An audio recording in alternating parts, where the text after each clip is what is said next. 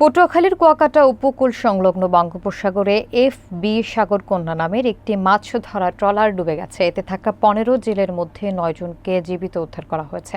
নিখোঁজ রয়েছেন অন্তত ৬ জন। বিস্তারিত থাকছে পলাশ হাওলাদারের তথ্যচিত্রে।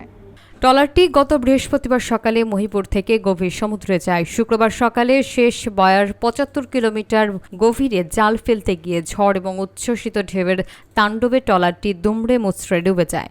উদ্ধার হওয়া জেলেরা জানান, দুর্ঘটনার সময় তারা বাঁশ ও ফ্লোটের সাহায্যে সাগরে ভেসে থাকেন। প্রথমে একজন এবং পরে আরও ৫ জন সাগরে নিখোঁজ হন।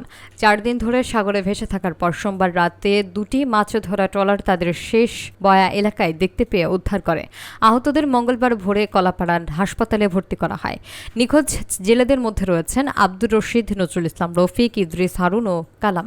মহিপুর থানার ওসি মাহমুদ হাসান জানান, ট্রলার মালিক কিশোর হাওলাদার ২৬ জুলাই একটি সাধারণ ডায়েরি করেছেন। নিখোঁজদের সন্ধানে উদ্ধার কার্যক্রম চলমান রয়েছে।